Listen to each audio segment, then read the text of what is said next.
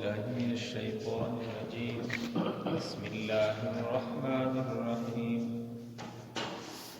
قالوا يا شعيب أصلاتك تأمرك أن نترك ما يعبد آباؤنا أو أن نفعل في أموالنا ما نشاء إنك لأنت الحليم الرشيد قال يا قوم أرأيتم إن كنت على بينة من ربي ورزقني منه رزقا حسنا وما أريد أن أخالفكم إلى ما أنهاكم عنه إن أريد إلا الإصلاح ما استطعت وما توفيقي إلا بالله عليه توكلت وإليه أنيب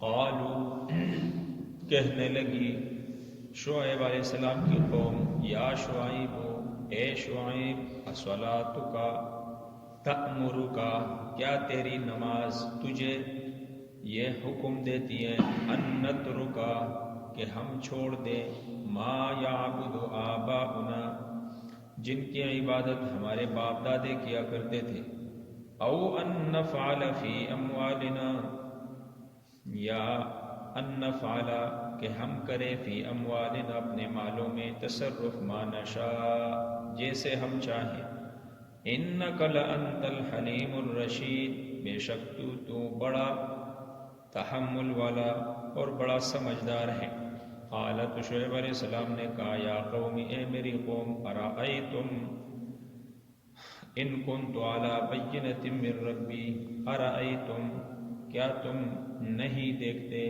ان کنتو کہ اگر ہوں میں علی بینۃ من ربی اپنے رب کی طرف سے دلیل پر ورزقنی منہ رزقا حسنا اور رزق دی اس نے مجھے رزقا حسنا بہترین رزق وما اريد اور میں نہیں ارادہ کرتا میں نہیں چاہتا ان اخالفکم کہ میں تمہاری مخالفت کروں الی ما اس میں انہاکم عن جن سے میں تمہیں منع کرتا ہوں ان اريد الا الاصلاح میں تو چاہتا ہوں ارادہ کرتا ہوں میں ارادہ نہیں کرتا الا الاصلاح مگر تمہاری اصلاح کی مستطاعت جتنے میری طاقت ہے وما توفیقی الا باللہ وما توفیقی اور میری کوئی اپنی توفیق نہیں ہے الا باللہ مگر اللہ کے مدد کے ساتھ علیہ توکلت اسی پر میں بھروسہ کرتا ہوں وإلیہ انیب اور اسی کی طرف رجوع کرتا ہوں قالوا یا شعیب اصلاتک اس سے پہلے بڑے اللہ تعالیٰ کے بڑے بڑے برگزیدہ انبیاء کا ذکر اور دین کے متعلق انبیاء کی تبلیغ محنت قربانی اور جہد تسلسل کا ذکر اور نافرمان قوموں کے حالات یعنی ان کی نافرمانی کی وجہ سے نافرمان قوموں پر آنے والی عذاب کا تذکرہ مسلسل یہاں تک چلا ان آیتوں کے اندر حضرت شعیب علیہ السلام اور اس کی قوم کا ذکر ہے حضرت شعیب علیہ السلام کا جو لقب ہے نا جس کو ہمارے پیغمبر صلی اللہ علیہ وسلم نے فرمایا کہ وہ خطیب الانبیاء تھے بڑے بلیغ اور فصیح انداز کے ساتھ اور بڑے شفقت اور محبت پر مبنی اپنی قوم کو دعوت اور تبلیغ دیا کرتے تھے فصیح اللسان اور فصیح الانبیاء خطیب الانبیاء اور بڑے بزرگ پیغمبر تھے بڑی عمر کے تھے حضرت شعیب علیہ السلام نے 3 اصول اپنی قوم کے سامنے رکھی ہیں پہلا اصول ان کا تھا کہ بھئی عبادت نہ کرو مگر اللہ کی یعنی اللہ ہی کی عبادت کرو دوسرا اصول ان کا کیا تھا کہ وَلَا تَنْقُصُوا الْمِكْيَالَ وَالْمِيزَانَ کہ ناپ تول میں کوئی کمی نہ کرو تیسرا اصول ان کا کیا تھا وَلَا تَعْصَوْا فِي الْأَرْضِ مُفْسِدِينَ کہ زمین میں فساد کرتے ہوئے مت چلو یعنی فساد نہ پھیلاؤ یہ 3 اصولی باتیں اور چیزیں تھیں جو حضرت شعیب علیہ السلام نے اپنے قوم کے سامنے رکھی. اور حضرت شعیب علیہ السلام یہ نمازیں بہت پڑھتے تھے، اللہ کے سامنے بہت جھکتے تھے، اور نماز بھی اس کی ایسی تھی کہ یہ بڑی دل جمی کے ساتھ، بڑی جو ہے عاجزی کے ساتھ اللہ کے سامنے کھڑے ہو کر عبادت اور نماز پڑھا کرتے تھے. تو قوم نے استہزاءً کہا، قوم نے یعنی انہوں نے ان کی نماز کا بھی مذاق اڑایا. نماز یہ اللہ کا حکم ہے نا، بہت بڑا عمل ہے اعمال میں سے نماز. تو قوم کیا کہنے لگی؟ قالوا یا شعیب، اے شعیب، الصلاۃ کا تأمرک، یہ جو تو بڑی بڑی دل جمی کے ساتھ لمبی لمبی نمازیں پڑھتا ہے، بڑی بڑی نمازیں پڑھتا ہے، تأمرک ان نترک ما یعبد آباؤنا، کیا تیری نماز تجھے اس چیز کا حکم کرتی ہے، تجھے اس چیز پر ابارتی ہے کہ بھئی ہم اپنے اس دین کو چھوڑ دیں جس دین پر ہمارے آباء و اجداد تھے، اس کو ہم چھوڑ دیں؟ یعنی استہزاءً کہا اس کو. او ان نفعل فی اموالنا ما نشاء، یا جو تو ناپ تول میں کمی بیشی کی باتیں کرتے ہیں اور ہمیں ڈراتے ہیں اور ہمیں منع کرتے ہیں، تو کیا یہ مال تمہارا ہے یا ہمارا ہے؟ قوم کیا کہنے لگی؟ یہ مال تمہارا ہے یا ہمارا؟ یہ مال ہمارا ہے تو ما نشاء، جس طرح ہم چاہیں گے اس میں تصرف کریں گے، جس طرح چاہیں گے کمی زیادتی کریں گے، ہم دخل اندازی کریں گے، یا ہماری اپنی چیز ہے. تو اپنی چیز کسی کی نہیں ہوتی. اللہ کی توفیق سے اللہ بندے کو جتنا دینا چاہے دے دیتا ہے، اور لینے پہ آئے تو ایک دم اللہ لے لیتا ہے. ید اللہ علی الجماع، اللہ کا ہاتھ سب کے اوپر ہے. تو بہرحال انہوں نے کیا کہا کہ بھئی استہزاءً کہا. اور تیسری بات انہوں نے کیا کہی؟ انک لانت الحلیم الرشید، کہ تو بڑا تحمل والا، بردبار اور بڑا سمجھدار بندہ ہے. یہ انہوں نے اس طرح کہا نا مثال کے طور پر کہ بالکل کمزور آدمی ہو جو چلنے کے قابل بھی نہیں. میں اور آپ ان سے کیا کہیں کہ یار تو پہلوان ہے، آنا مقابلہ کرنا، تو یہ اس کے ساتھ استہزاء ہے نا کہ بھئی میں اور آپ دیکھ رہے ہیں کہ بھئی وہ چلنے کے قابل بھی نہیں ہے، اور میں اور آپ اس کو پہلوان کی لقب دے کر اس کو میدان میں اترنے کی دعوت دیتے ہیں، تو یہ استہزاء نہیں ہوگی؟ یا ایک بندہ کیا ہے، اس طرح کئی مثالیں ہیں، اس طرح کئی مثالیں ہیں کہ ایک بندے کے ساتھ وہ میچ نہیں کرتی اور ہم اس کے اوپر اس کو ٹوک کر اس کو دنیا کے سامنے ذلیل اور رسوا کر دینے کے لیے اس طرح کی باتیں کہیں، تو یہ استہزاء ہوگی، یہ اس کی تعریف نہیں ہوگی. تو انک لانت الحلیم الرشید، انہوں نے بھی استہزاءً کہا کہ تو بڑی دعوے کرتا ہے اور تو یہ کہتا ہے کہ بھئی اللہ مشکل کشا ہے، اللہ حاجت روا ہے، اللہ سب کچھ کرنے والا ہے اور اللہ کے بغیر کچھ نہیں ہو سکتا. تو انہوں نے چیلنج بھی کر دیا حضرت شعیب علیہ السلام کو کہ یار تو جب اپنی نبوت کی، اپنی رسالت کی دعوت دیتا ہے، دعویٰ کرتا ہے نبوت کا کہ میں نبی ہوں اور اللہ ایک ہے، تو انہوں نے سوال کر دیا حضرت شعیب علیہ السلام سے کہ بھئی ہمارا ایک سوال ہے. سوال کیا ہے؟ سوال یہ ہے کہ بھئی جن بتوں کی ہم پوجا کرتے ہیں، جن کو ہم اپنا معبود مانتے ہیں، اگر وہ اپنی زبانوں سے تیری نبوت پر، خدا کی وحدانیت پر گواہی دے تو ہم مان جائیں. یہ بدیع الظواہر ایک کتاب ہے، اس کے اندر یہ حضرت شعیب علیہ السلام کے متعلق لکھی ہے کہ حضرت شعیب علیہ السلام نے قوم کو کہا بھئی آؤ، چلے گئے ان بتوں کے سامنے.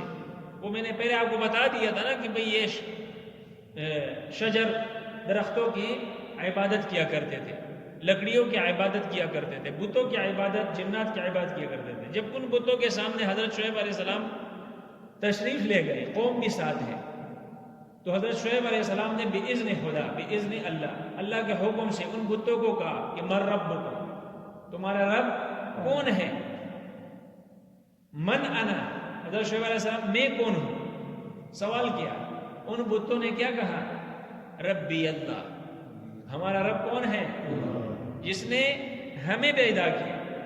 یہ پتھر ہے نا، یہ بول تو نہیں سکتا، لیکن یہ پتھر کس نے پیدا کیا؟ اس میں بولنے کی صلاحیت کون ڈال سکتا ہے؟ اللہ ڈال سکتا ہے. اللہ کسی سے بھی کوئی کام لینا چاہے تو اللہ کے کوئی مشکل نہیں ہے. وہ بت بولنے پڑیں گے کہ بھئی ربی اللہ، ہمارا رب وہ ہے کہ جس نے تمہیں پیدا کیا، اور جس نے شعیب علیہ السلام کو انت رسول اللہ و نبی ہو یہ بھی کہا کہ اے شعیب تو اللہ کا رسول اور اس کا نبی ہے، اور یہ اللہ کے بندے ہیں. یہ اشجار اور درختیں، یہ سب کچھ اللہ نے پیدا کیا. یہ ان بتوں کی زبانی کیا تھی؟ گواہی تھی. لیکن قوم نے کیا جواب دیا کہ انت ساحر عظیم. اب دیکھو ایک دوسرے سے کہتا ہے کہ شعیب علیہ السلام تو بہت بڑا جادوگر نکلے معاذ اللہ، اس نے تو ہمارے خداؤں پر بھی جادو کیا.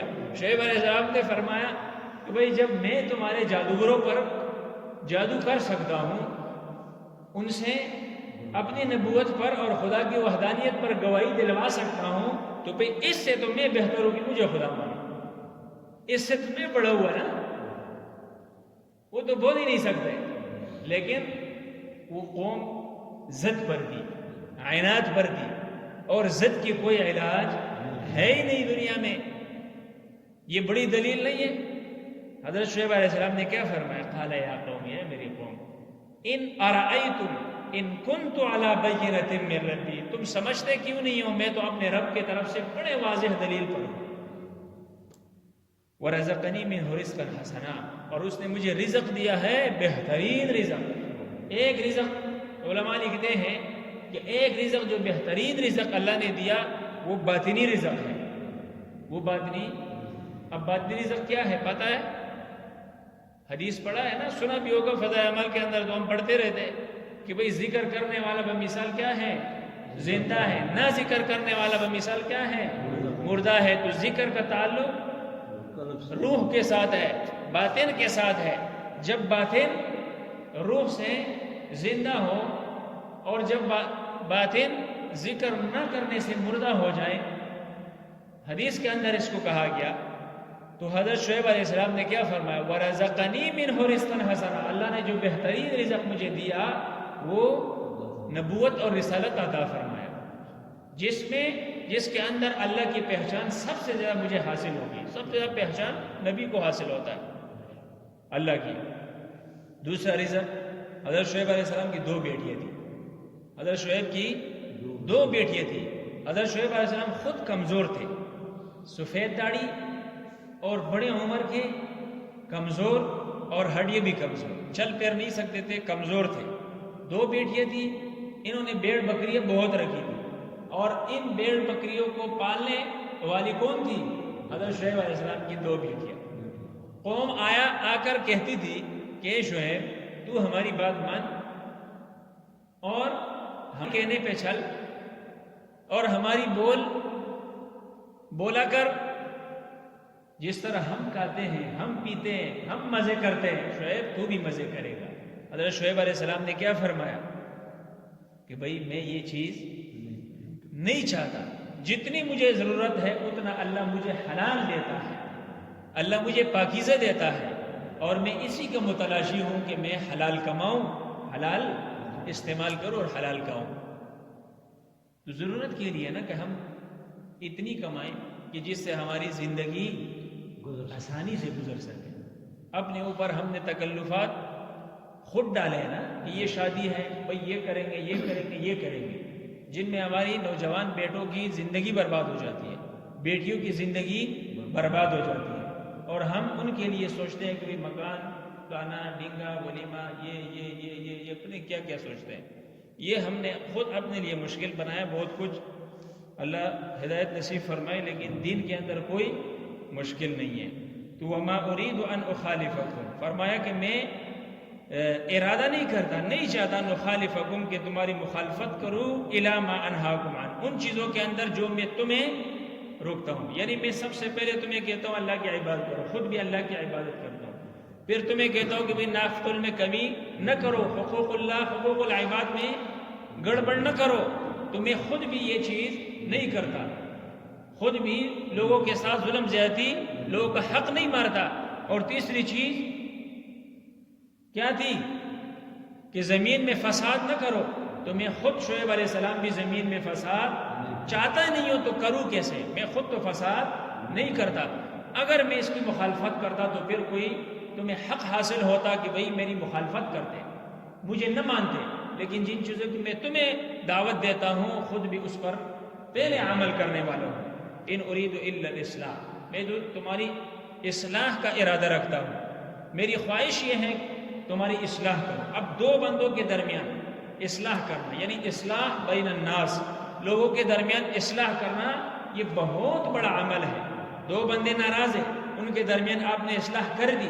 امام الانبیاء نے کیا فرمایا؟ جنت واجب ہوگی تمہارے لیے. دو بندے تم نے راضی کر دیے، عرش کے اوپر رحمان تجھ سے راضی ہوا.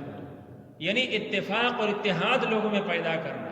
اصلاح یعنی عقائد اور نظریات کے اعتبار سے لوگوں میں صحیح راستہ لوگوں کو دکھلانا، صحیح عقائد اور نظریات لوگوں کو بتلانا. یہ ہر مسلمان کے لیے کیا ہے؟ ضروری ہے. ہاں مستطاعت جتنی بندے کی کیا ہوتی ہے؟ طاقت ہوتی ہے. حضرت شعیب علیہ السلام نے فرمایا میں اصلاح چاہتا ہوں، میں تمہارے عقائد نظریات کو درست کرنا چاہتا ہوں، میں تمہارے درمیان اتفاق اتحاد پیدا کرنا چاہتا ہوں. مستطاعت جتنا اللہ نے مجھے طاقت دیا ہے.